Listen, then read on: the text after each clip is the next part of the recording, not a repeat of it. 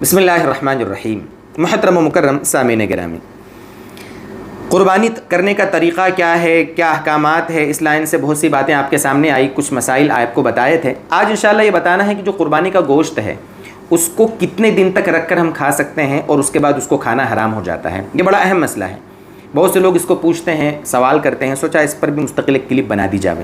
دیکھیں دوستو، قربانی کا جو گوشت ہے نا، مستحب ہے حدیث کی روشنی میں کہ اس کے 3 حصے کیے جائیں۔ بہتر ہے، یہ بہتر ہے۔ ایک حصہ غریبوں کو بانٹ دیا جاوے، ایک حصہ رشتہ داروں کو کھلایا جائے، بانٹ دیا جاوے یا پکا کر کھلایا جاوے، اور ایک حصہ اپنے گھر والوں کو کھلایا جائے۔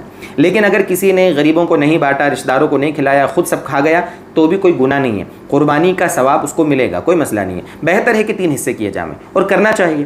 رشتہ داروں کو بھی کھلانا چاہیے، غریبوں کو بھی کھلانا چاہیے۔ بیچارے وہ ایفرٹ نہیں کر سکتے نا، بکرے کا گوشت 500-600 روپے کلو اپنے یہاں ملتا ہے ہندوستان میں، اور دوسرے ملکوں میں تو اور مہنگا سستا پتہ نہیں جیسا بھی ہو، تو غریب لوگ ایفرٹ نہیں کر پاتے۔ ان کی تمنا ہوتی ہے کہ بھئی ہمیں گوشت ملے گا، قربانی آئی، گوشت کھانے کو ملے گا، تو ان کو بانٹنا چاہیے، تقسیم کرنا چاہیے۔ اور بانٹنے میں بھی ایسا نہیں کہ اچھا اپنے لیے گوشت نکال لیا اور چھیچڑے وغیرہ کچھ تھوڑے سے جو ایسی چیزیں ہوتی ہیں جو مرغوب نہیں ہوتا اتنا گوشت، وہ بانٹ دیتے ہیں، یہ بھی طریقہ مناسب نہیں ہے۔ آپ بانٹنے میں بھی دوسری چیزیں جو مرغوب گوشت کی چیزیں ہوتی ہیں نا، مرغوب، وہ بھی ان میں رکھیں انصاف کے ساتھ۔ جب آپ کو عمل کرنا ہے، بات ہم نے بار بار آپ سے عرض کی ہے کہ ایک کام کرنا ہے تو اس کو صحیح طریقے سے کرنا چاہیے تاکہ ہمیں اس کا زیادہ ثواب ملے، ٹھیک ہے۔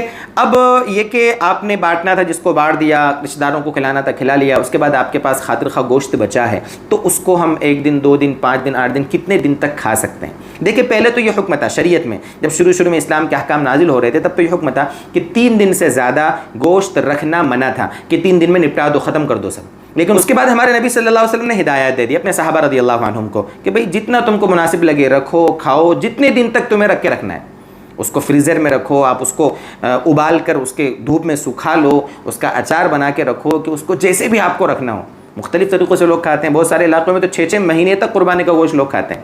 ہاں کھاتے ہیں، تعجب کی کوئی بات نہیں ہے، تو کوئی منع نہیں ہے۔